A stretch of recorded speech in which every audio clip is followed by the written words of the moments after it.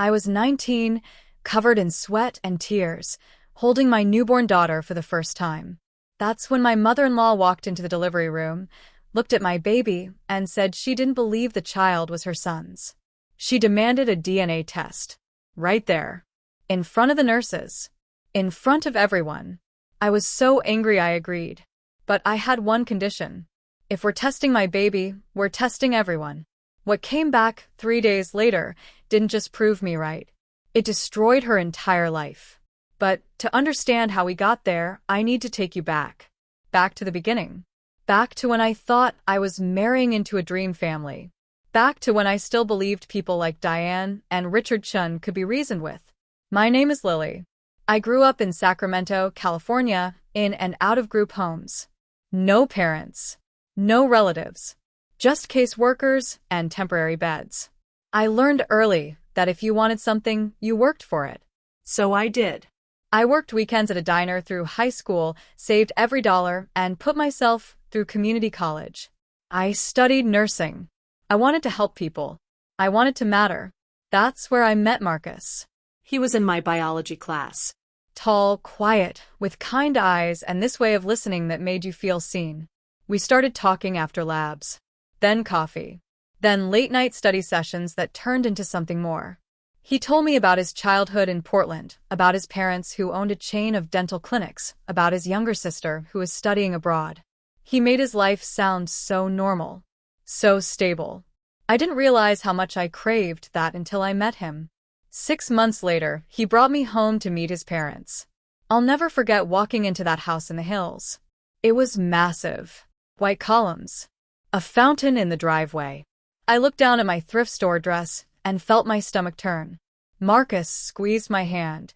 "They're going to love you," he whispered. But the moment Diane opened the door, I knew that wasn't true. She looked me up and down like I was a stain on her marble floor. Her smile didn't reach her eyes. Her handshake was limp, cold. She said, "So you're the girl Marcus has been spending time with." Not dating. Not his girlfriend. Just the girl. Richard was worse. He barely looked at me. He asked what my parents did for a living. I told him the truth. I grew up in foster care. I didn't have parents. The room went silent. Diane's smile vanished. Richard exchanged a look with her that I couldn't read. Then he changed the subject. Dinner was awkward. They asked about my plans, my major, my goals. Every answer I gave felt wrong. When I said I wanted to be a pediatric nurse, Diane said, "How sweet. That's a very practical choice." Practical. Like I wasn't smart enough to be a doctor. Like I should be grateful to even have a dream. Marcus defended me. He told them I was at the top of my class. That I worked 2 jobs and still made the dean's list. But they weren't listening. They were already deciding who I was. On the drive home, Marcus apologized. "They're just protective," he said. "They'll warm up. I promise." But they didn't. 2 years later, Marcus proposed. It was perfect. A quiet beach at sunset, just the 2 of us. I cried. I said yes. I thought everything was finally falling into place. Then we told his parents. Diane didn't say congratulations. She said, "Already?" Richard asked if I was pregnant. I wasn't. But the fact that he asked made my skin crawl. Marcus got angry. He told them we loved each other, that this was happening whether they liked it or not. Diane just smiled that tight, frozen smile and said, "Of course, sweetheart. We just want you to be sure." But behind closed doors it got worse. Diane started calling Marcus privately, asking if he was really ready, suggesting we sign a prenuptial agreement. She even hired a private investigator to look into my background. I found out later. She wanted proof I was after his money. She didn't find anything because there was nothing to find. But that didn't stop her from treating me like I was guilty. She criticized everything. My dress for the engagement party. My choice of venue. My friends. She said things like, "Are you sure you want to invite those people?" when I mentioned my old co-workers from the diner. I tried to ignore it. I focused on Marcus, on building our life. But it was hard. Really hard. Then the wedding came. It should have been the happiest day of my life. And in some ways it was. Marcus looked at me like I was the only person in the world. My friends showed up. My old foster mom even flew in from Nevada. It was small, simple, and beautiful. But Diane made sure I knew she wasn't happy. She wore white, not cream, not ivory. White. She spent the entire reception telling people how sudden the engagement was, how young we were, how she hoped we knew what we were doing. She didn't dance. She didn't smile in photos. She sat at her table with Richard, whispering and glancing at me like I was a disaster waiting to happen. At one point, she pulled Marcus aside. I saw them talking near the bar. She was crying. He was shaking his head. When he came back, he looked exhausted. "What did she say?" I asked. "It doesn't matter," he said. But I could tell it did. After the wedding, things got quieter. We moved into a small apartment in Phoenix. Marcus started working at his dad's clinic. I finished school and got a job at a children's hospital. We were happy. We were building something real. And then I got pregnant. I found out on a Tuesday morning. 2 pink lines. I stared at the test for 5 minutes, my hands shaking. We talked about kids, but not this soon. We'd been married less than a year. I didn't know if Marcus was ready. But when I told him, he cried. Happy tears. He picked me up and spun me around and said, "We're going to be parents." Then we called his parents. Diane's voice went cold. 9 months after the wedding, she said. How convenient. I felt my chest tighten. Marcus tried to laugh it off, but I could hear the edge in his voice. "Mom, we're excited. We thought you'd be excited too." "Oh, I am," she said. "I just think it's interesting timing, that's all." Richard didn't even pretend. He asked outright if we were sure it was planned, if we considered waiting, if we were financially ready, like we were teenagers who didn't know better. Marcus hung up on them. He was furious. But I knew this was just the beginning. Over the next few months, Diane made little comments about how fast everything was happening, about how some women use pregnancy to trap men. She never said it directly, but she didn't have to. I tried to focus on the good, the baby's heartbeat, the ultrasounds, Marcus holding my hand at every appointment. But the weight of her judgment never left. And then labor started. It was 3 a.m. when my water broke. We rushed to the hospital, and by 9 a.m., I was in full labor. The pain was unbearable, but Marcus was there, holding my hand, whispering that I was strong, that we were almost there. Then the door opened. Diane and Richard walked in. I was mid-contraction, sweating, gasping for air. And there they were, Diane in a designer coat, Richard checking his phone like this was a business meeting. "We're here," Diane announced. We couldn't miss the birth of our grandchild. The nurse stepped forward immediately. "I'm sorry, but only one support person is allowed in the delivery room." Diane waved her off. "That's fine. We're family. We'll stay." "No," I said. My voice came out weak, but I meant it. "You can't be here." Diane's eyes narrowed. "Excuse me? This is my delivery," I said. "And I want you to leave." Richard stepped closer. "We have every right to be here," he said. "This child is a chun. We're not going anywhere." Marcus stood up. "Dad, you need to go." Now. But before he could say anything else, another contraction hit. I screamed. The doctor looked up. "We're getting close. I need everyone except the father out." Now. Diane didn't move. "We're staying," she said. "We need to see this baby." "Why?" Marcus asked. His voice was shaking. "Why do you need to see her?" Diane looked at me. And then she said it. "Because I don't believe she's yours." The room went silent. I couldn't breathe. The pain. The exhaustion. And now this. "What did you just say?" Marcus whispered.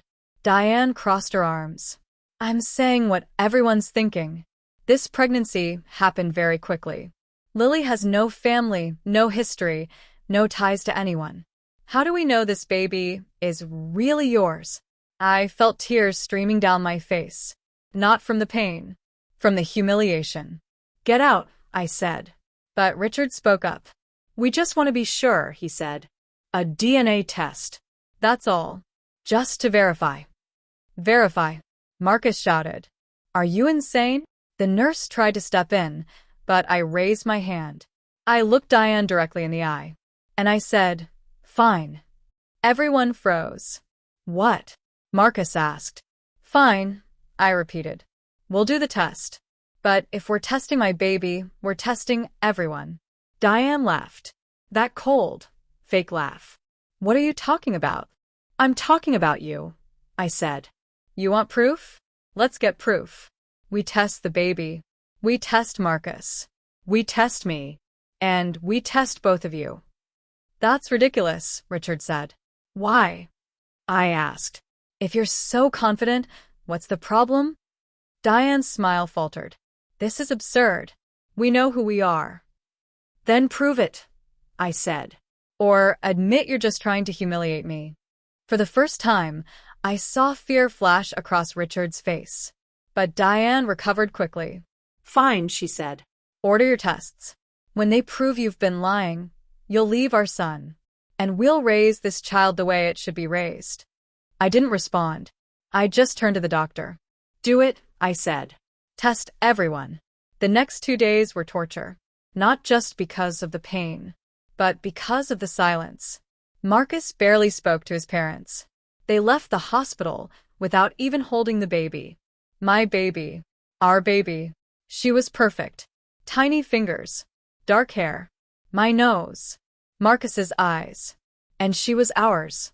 We named her Sophie. The hospital arranged for the DNA tests to be processed by 3 separate labs. Rush service. Results in 48 hours. Diane and Richard gave their samples reluctantly, both of them acting like it was beneath them. I spent those 2 days in a fog, feeding Sophie, trying to sleep, ignoring the fear gnawing at my chest. What if there was a mistake? What if the labs messed up? What if somehow, some way, this backfired? But deep down, I knew the truth. I just didn't know all of it yet. On the 3rd day, we were called into a conference room at the hospital. Dr. Karen Patel, the hospital administrator, was there. So was a lawyer. And Diane and Richard. Diane sat with her back straight, radiating confidence. Richard checked his watch. Marcus held Sophie in his arms, his jaw clenched. Dr. Patel opened a manila envelope. I have the results from the DNA analysis, she said. All 3 labs confirmed the same findings. Get on with it, Diane said. Dr. Patel nodded. First, regarding the paternity of Sophie Chen. The DNA confirms with 99.98% certainty that Marcus Chen is the biological father. I felt relief flood through me. But I didn't celebrate. I kept my eyes on Dr. Patel. Furthermore, she continued, the maternal DNA confirms Lily Chen as the biological mother. There, Marcus said, his voice breaking. Now apologize. But Dr. Patel held up her hand. There's more. The room went still. As requested, we also ran comparative DNA analysis on all parties. The results show that Marcus Chen shares no biological relationship with Diane or Richard Chen. The probability of biological parentage is 0%. Silence. Diane's face went white. Richard's hands started shaking. Marcus stared at them, his mouth open. What does that mean? He whispered. Dr. Patel's voice was gentle. It means they are not your biological parents. The door opened. An older woman walked in. She had silver hair, soft eyes, and a face that looked like it had cried 1,000 tears. Behind her were 2 police officers. She looked at Marcus. And she started crying. My name is Elena Reyes, she said. And I'm your grandmother. Diane made a choking sound. Richard stood up, knocking his chair over. Elena ignored them. 32 years ago, she said, my daughter Isabella gave birth to a baby boy in Austin, Texas. She was 20 years old, alone, struggling with postpartum depression. She was staying at a recovery clinic. That's where she met Diane. She turned to look at Diane, and her voice turned cold. Diane worked there as a patient coordinator. She had access to files, to vulnerable women. She saw my daughter, young, scared, no family nearby, and she saw her chance. This is insane, Diane said. but her voice was shaking. One of the officers stepped forward. "We've been investigating this case for 18 months, he said. After Mrs. Reyes came to us with evidence. Hospital records, falsified documents, testimonies from former staff. The DNA test was the final piece we needed." Marcus was staring at Elena. His voice was barely a whisper. "You're saying they stole me?" Elena nodded, tears streaming down her face. "Your real name is Gabriel Reyes. Your mother loved you. She fought for you. But Diane and Richard convinced her she wasn't capable. They told her you'd be better off with them. They had money, connections. And when she tried to get you back, they disappeared. Moved to Oregon. Changed your name. Erased your past. Where is she?" Marcus asked. "Where's my mother?" Elena's face crumpled. "She never stopped looking," she whispered. "But the grief, it broke her. She passed away 6 years ago." Marcus let out a sound I'll never forget. A broken, guttural cry. Sophie started crying too, and I took her from his arms as he collapsed into a chair. Diane tried to speak. "We gave him a good life. We loved him. You stole him," I said. My voice was ice. "You stole a baby. You destroyed his mother. And then you had the nerve to accuse me of being a liar." The officer moved toward Diane and Richard. "Diane Chun. Richard Chun. You're under arrest for kidnapping, fraud, and identity theft." They were handcuffed. Right there. Diane was sobbing. Richard was silent. As they were let out, Diane looked back at Marcus. "We loved you," she said. That has to count for something. But Marcus didn't even look at her. The trial lasted 9 months. The media covered it nonstop. Wealthy couples stole baby and raised him as their own. It was everywhere. Diane and Richard were convicted. 12 years each. Their dental clinics were shut down. Their assets seized to pay restitution to Elena and to set up a fund for stolen children. Marcus struggled. He started therapy, changed his name back to Gabriel Reyes, then back to Marcus, then to a hyphen. Marcus Gabriel. He needed time to figure out who he was. Elena moved to Phoenix to be close to us. She became the grandmother Diane never was. Warm. Present. Real. She held Sophie every day. She told Marcus stories about Isabella, about how much she loved music, how she painted, how she dreamed of being a teacher. And slowly, Marcus healed. On Sophie's first birthday, Elena brought a box of Isabella's things. Paintings, journals, photos. Marcus cried as he read her words. Words about her baby. About how much she loved him. How she never gave up hope. "She would have been so proud of you," Elena said. And I believed her. It's been 3 years now. Sophie is 4. She calls Elena Abuela. She doesn't remember Diane or Richard, and I'm grateful for that. Marcus and I are stronger than ever. We bought a house in Tucson. He works as a counselor now, helping families navigate trauma. I'm still a nurse. We're building a life that's ours. Real. Honest. People ask me if I regret demanding those DNA tests. If I wish I'd just let it go. But I don't. Because Diane's cruelty didn't just expose her lie. It gave Marcus back his truth. It gave Sophie a grandmother who actually loves her. And it gave me the proof that I was never the problem. Sometimes the worst accusations lead to the best revelations. And sometimes the people who try to destroy you end up destroying themselves. I look at my daughter now and I think about Isabella, about the mother who never got to hold her son, about the pain Diane caused. And I'm grateful that the truth came out, grateful that Marcus knows where he came from, and grateful that Sophie will grow up in a family built on love, not lies. Diane wanted proof, and I gave it to her, just not the kind she expected.